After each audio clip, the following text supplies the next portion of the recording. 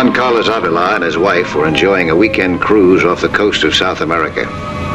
Their pleasure trip was interrupted by the sight of a raft drifting aimlessly on the sea.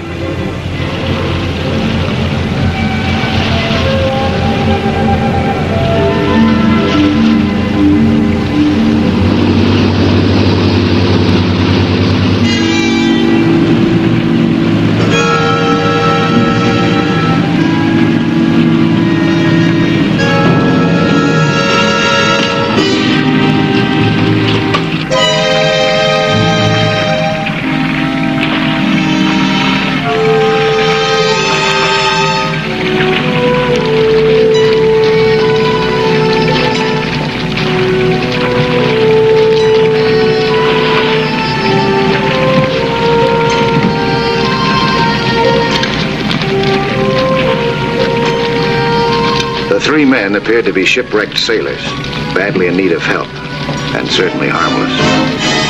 They weren't.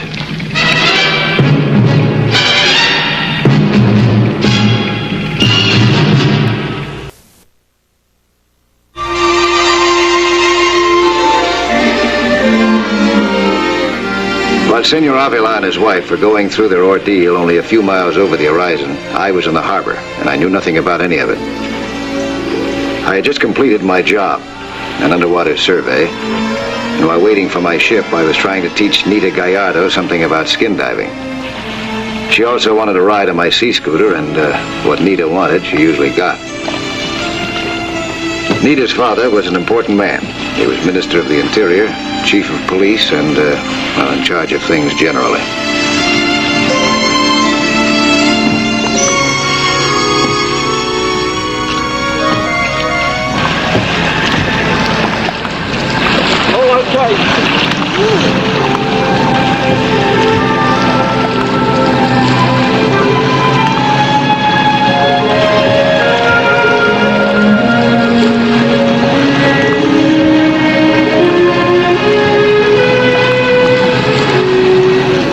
It was a lot of fun. A big improvement over the old-fashioned bicycle built for two.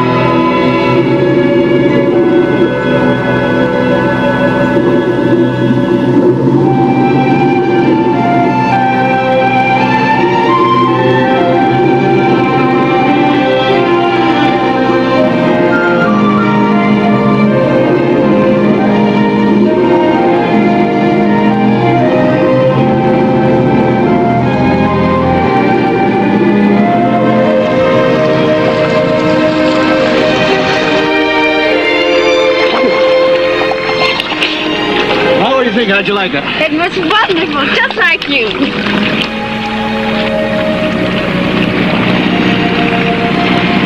I heard the noise of an approaching boat and saw that it was Senor Gallardo's police launch heading toward us.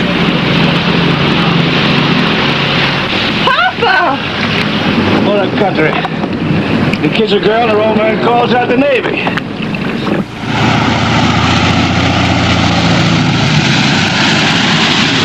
Gallardo was looking grim, and Nita assumed that his expression had something to do with us. We're stopping at the pier in a few minutes. Gomez will take you home. But Papa, we just started. Besides, it wasn't Senor Nelson's fault that What she's trying to tell you is that... Some other time, if you don't mind. I have some important business to discuss with Senor Nelson. Official business. So will you excuse us, please? Yes, Papa. Senor Nelson, I am forced to request the loan of the machine. Also, I would like you to instruct some of my men in the use of the device.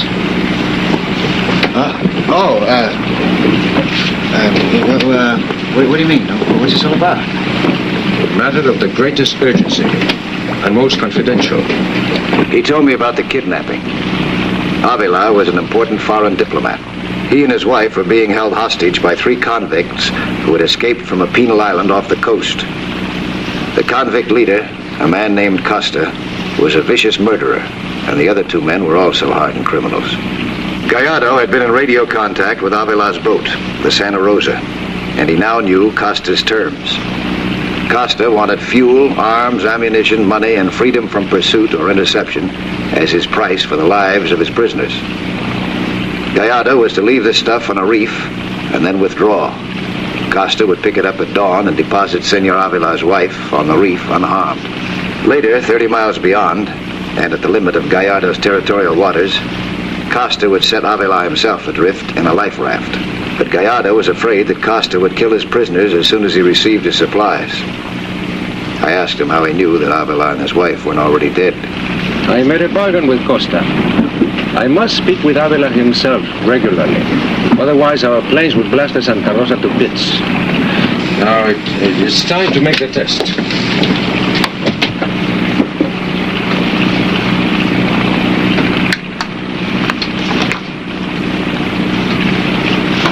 Gallardo calling the Santa Rosa. Gallardo calling the Santa Rosa. Come in, Santa Rosa. What do you want? The word with Senor Avila is agreed. Put him on.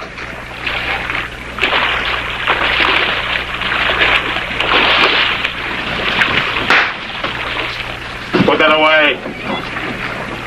If you please, senor. Your friend wishes a word with you.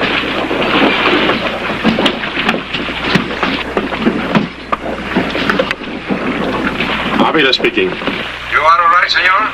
You and the senora? Yes, and they haven't harmed us. Then all will be well. Try not to worry, my friend. We have great confidence in you. Many thanks. I will be talking to you in 1 hour again. Adios. Hasta entonces. Adios. Well done, senor. In an hour from now, with luck, you may still be alive to speak again. The job called for highly trained frogmen who could pull off a well-rehearsed commander-type operation. But the time needed for training and rehearsal just wasn't there. My 2 pupils were tough, brave men and good swimmers. But they'd only had minor experience as skin divers. Gallardo and I planned for them to approach the Santa Rosa underwater after dark and to use the sea scooter. Then they were supposed to board the boat before Costa could kill his hostages. 2 brave men against 3 desperate convicts. I didn't like the odds.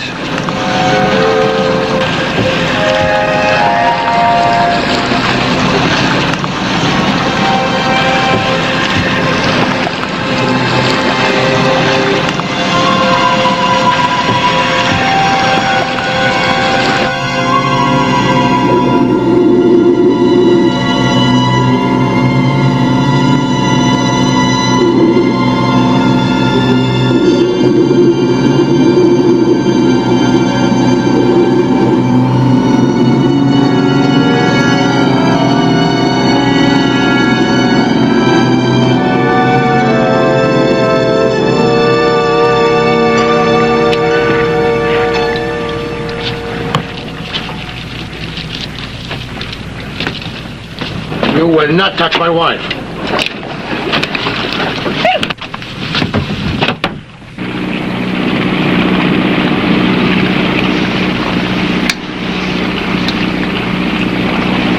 Gallardo calling the Santa Rosa.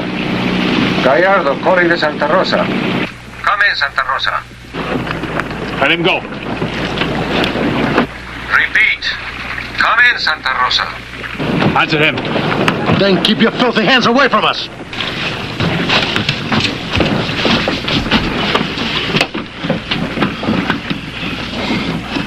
Avila speaking. Adios, gracias. You are all right? For the moment. Tell me, how long will these scum live if you do not hear my voice? A few brief minutes, senor. As long as it takes for a plane to reach them and rip them to pieces with the bullets. I have the boat on our radar screen at all times. Muchas gracias, amigo. Until we speak again. My wife and I are going below. If you try that again, I will refuse to answer the radio.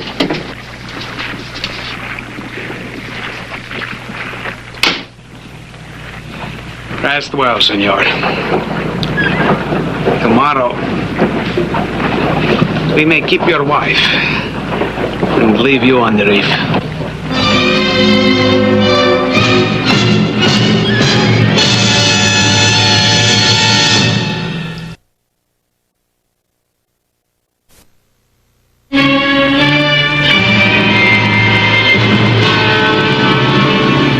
Luis and Paco were both too inexperienced, and the time at hand was too short. Still, in a few hours, they were going to be gambling their own lives and the lives of the Avalas.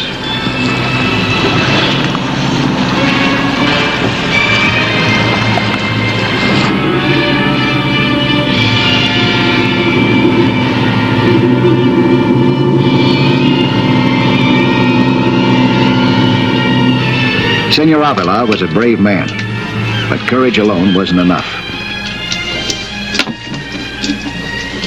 We won't have any trouble approaching the Santa Rosa if it's dark enough. And if we're deep enough. But the motor makes a noise, senor. Not when it's underwater. Now, we'll be carrying our guns in plastic bags. So you want to make sure that you take them out of the bags after we surface, huh? And where will we find the Santa Rosa? Costa will anchor near the reef, where we are supposed to leave the ransom. Oh, that's good. That's when we'll take him. When he's anchored. Exactly. You are including yourself? Yes, I am. You got any objections? Senor Nelson, you have already done a great deal for us.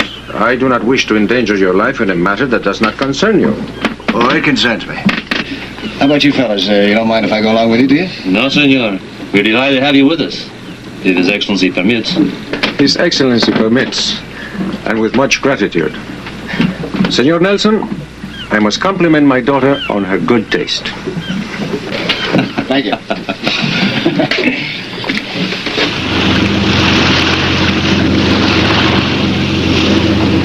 Your friends are in good health, I tell you. That's most fortunate for you. Now a word with Senor Avila, if you please. Avila!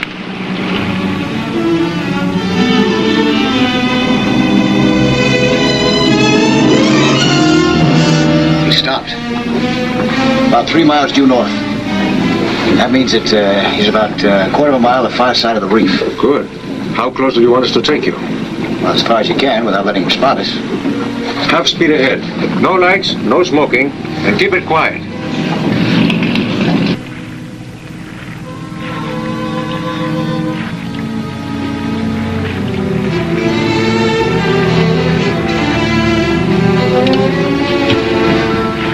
Get up there. And keep your eyes open.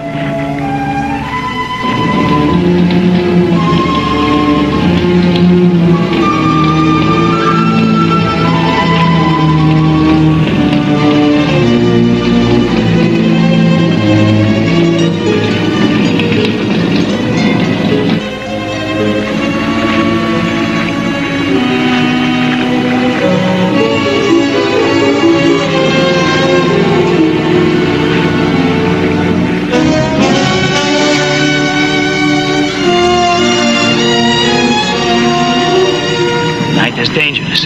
They could be coming up on the far side of the reef.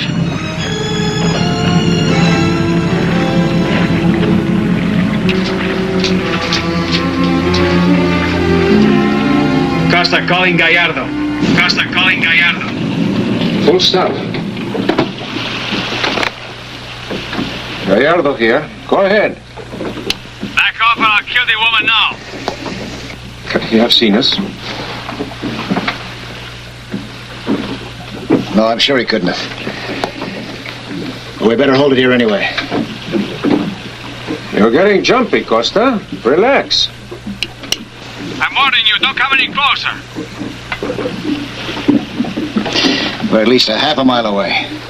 Do you think this is close enough? No, it isn't. But it's gonna have to be. Paco, tie this rope real tight, huh? Do the same. Our guns were securely fastened to our belts in waterproof plastic bags. I signaled to the boat, and we started off. There were so many things that could go wrong, and I tried to anticipate everything. The night was in our favor. I figured on staying on the surface for about half the distance. This would make it easier to find our target.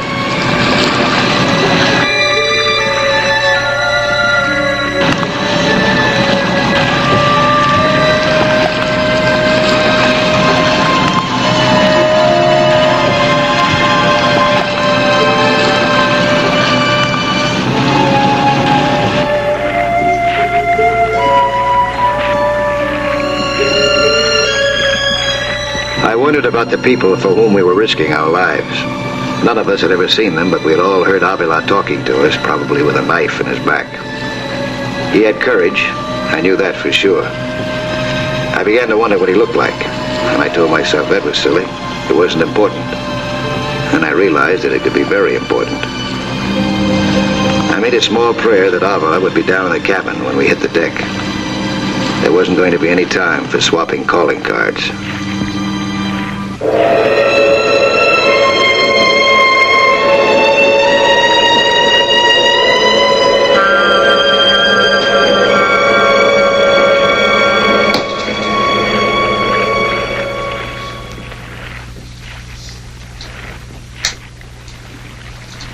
Avila, come up. Gallardo wants to talk with you. Over there. Gallardo? There was no call. I wanted you up here, close at hand. You know, Avila, animals can scent danger. Do you believe that there are men who can also smell its approach? I believe that you are an animal, if that is what you wish to know. I will enjoy killing you. Oh, you have such great courage. Right now you're holding all of it in your right hand. Now you're twice as brave. Juan Carlos, I beg of you, do not provoke him. Oh, the senora has a voice. Good. Before this is over, I will have the pleasure of listening to her. Beg and scream. What is that? No! Not yet, senora. I enjoy watching you on your knees, begging.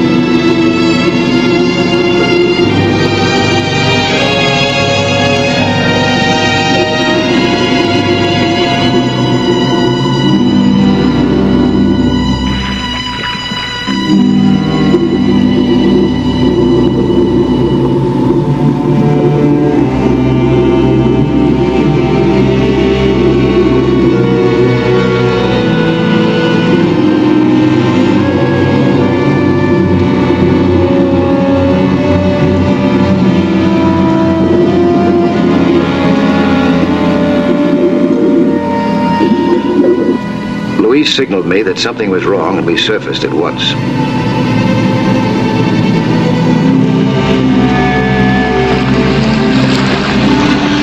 His regulator had stopped functioning.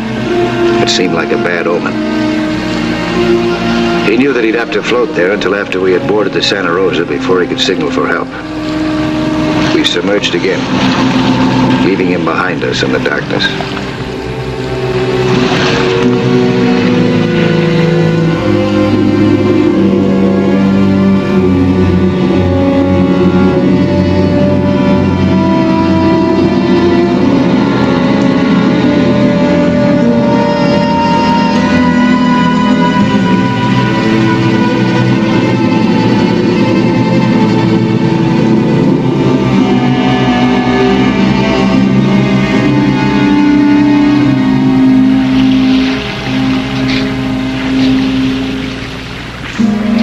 As we got closer to the Santa Rosa, the danger of detection increased.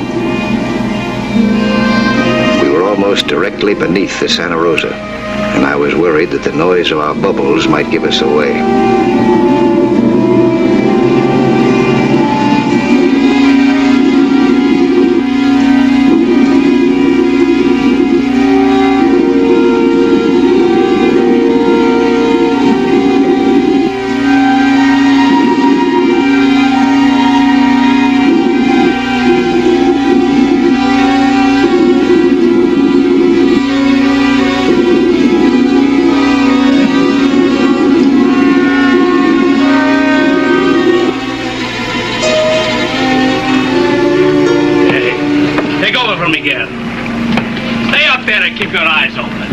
We tied our air lungs to the anchor line and removed all other unnecessary equipment.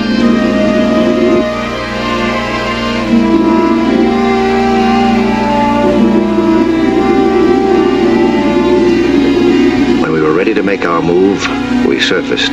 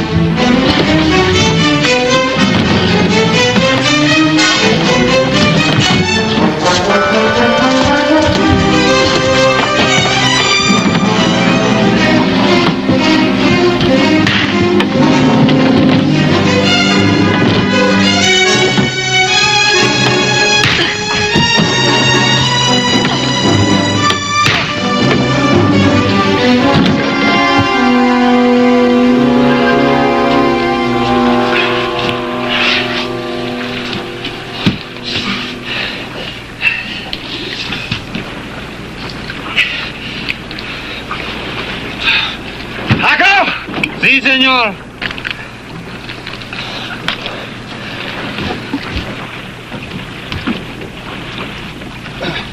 Baco.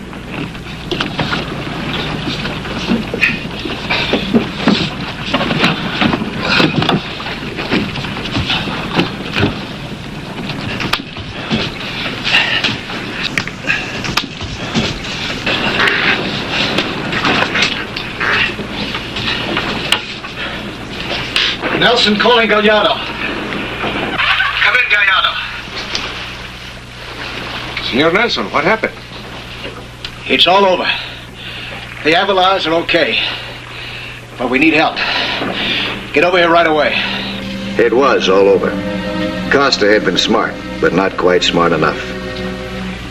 Ashore or afloat, on or under the sea, man is still the most dangerous creature.